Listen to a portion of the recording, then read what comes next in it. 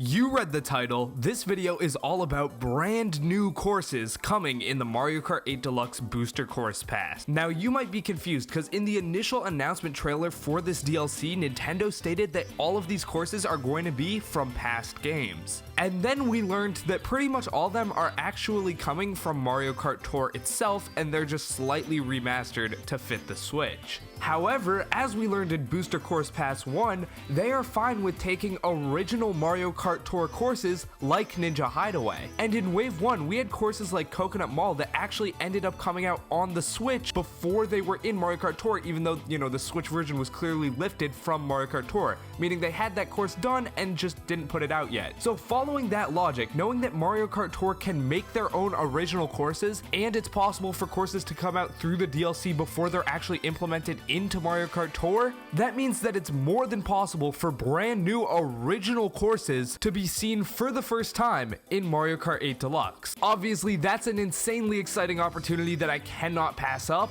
So here are 7 brand new courses I'd love to see in the Mario Kart 8 Deluxe Booster Pass. Starting off our engines with something a little bit basic, I'm talking just a normal circuit course. But this one has a twist. Every circuit course we get is like Luigi Circuit from Mario Kart Wii or Mario Circuit from pretty much every Mario Kart game. Occasionally we get stuff like Daisy Circuit, again from Mario Kart Wii, but we are yet to get a villainous circuit. Never once have we gotten a Mario enemy hosting a circuit course. Mario's enemies are generally reserved for appearances in Bowser's Castle, but that doesn't stop me from wanting a KAMEK circuit. I was debating between Goomba or Hammer Bros, but KAMEK's magical powers take the cake for what could be the most interesting in a course. Using the same powers she used in Mario Party 8's Shy Guy Express board to move the cars around, she could straight make the track move, which would add an insane level of creativity, randomness, and pure chaos to a game that, well, is pretty much all about chaos. Next, I want to take a page out of Mario Odyssey's book with the Luncheon Kingdom and have a food-based course. Now, this would kind of be a bit of a throwback because in the original Mario Kart, most of the courses were named after food. I mean, you got Vanilla Lake, Choco Mountain, Donut Plains, even moving on with stuff like Calamari Desert. However, none of these courses really feel like they're themed after food. I guess Cheese Land in Mario Kart 8 is the only exception because you are actually driving on cheese. But what about driving through a kitchen where the food is supersized compared to the drivers? Kind of like how the toys in Ribbon Road are massive. Driving through an apple core, doing tricks off chips, maybe instead of spinning out on an oil spill, you're spinning out on some spilled milk.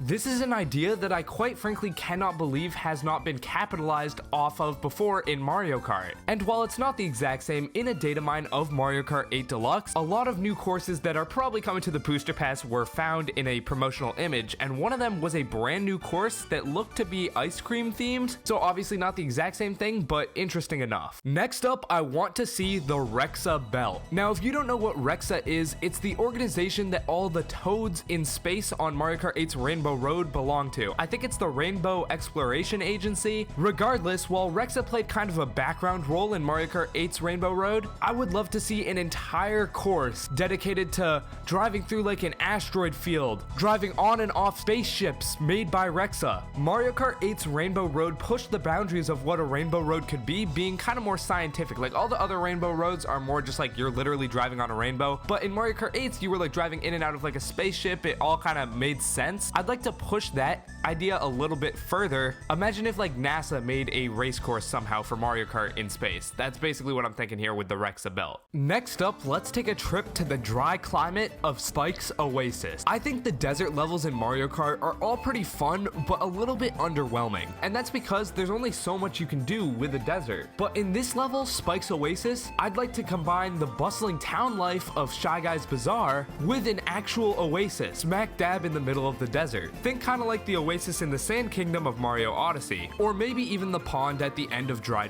Desert. Just making a desert course that focuses a lot more on lush vegetation would present a very interesting dichotomy in the graphical style, and obviously present a lot of interesting, gameplay gimmicks for the game. Like you could drive on giant leaves, you have opportunity to be underground, above ground, and underwater. I think this course could be super fun. Mario Kart 7 has one of the weirdest Mario Kart characters of all time, being the Queen Bee from HONEYHIVE Galaxy. She always felt super out of place and I loved it. So what about giving her her own course? Bringing in the HONEYHIVE Galaxy kind of aesthetic into its own bee-themed course would be super neat. Driving on honey would slow you down, you could go straight up entire trees with the anti-gravity, and you could get some really sharp turns by going into a beehive and then having those like hexagon bee comb shaped, you know, roads being the main, you know, thing you drive on. I always thought HONEYHIVE Galaxy was super neat, so I'd love to see it somehow translated over into Mario Kart. Alright, the last two courses I want to talk about are probably not going to happen because they're based on other Nintendo franchises, but they're too cool of an idea to just not include them in this video. The first one is actually a course I made in person. That's right, you guys remember Mario Kart Live Home Circuit? Well, me and my sister made a bunch of courses for that, for, you know, driving around the little RC car, and the coolest one we made by far was a recreation of the HOENN region from Pokemon Emerald, Sapphire, and Ruby. You can just see from this footage here that we, you know, spent way too long on this. You start off driving through Little Root Town, or maybe Oldale, it doesn't really matter, then are transported to Pacific Log Town, one of the coolest locations in that entire game. Next up, you're in Four Tree City, driving amongst the treetops, dodging houses and random Pokemon, and last but not least, you're in the mountainous region of Sutopolis. HOENN and Pokemon Generation 3 is by far and away my favorite version of Pokemon, so being able to see,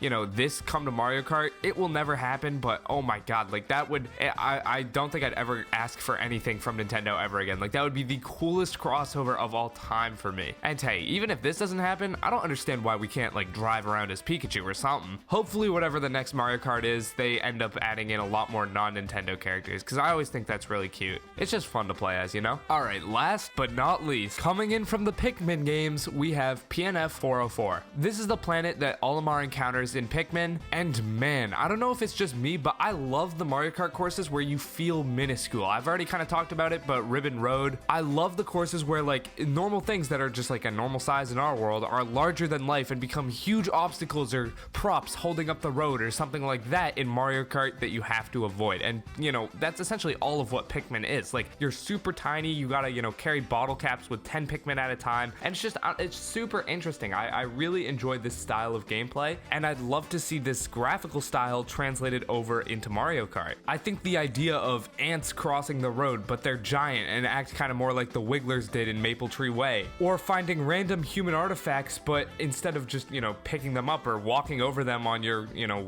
daily walk, you're driving as Mario or Luigi doing insane tricks off them. I just think this entire idea is super cool. I don't know, it's something I've always been fascinated with, and I hope you guys agree as well. And with that out of the way, those are the 7 original courses that I most want to see in Mario Kart 8. And remember, this is definitely possible. Okay, maybe not these last two, but any of these original courses are theoretically possible because original courses are happening. Like we already got Ninja Hideaway, we're apparently getting this ice cream data mine theme course, I don't know. Most importantly though, if you enjoyed this video, like it and let me know down in the comments below, what is your dream Mario Kart course? I'm super interested in this, so yeah, just write a comment, I'll try and read all of them. And with that out of the way, I'm Thomas from the Switch Stop signing off. Peace.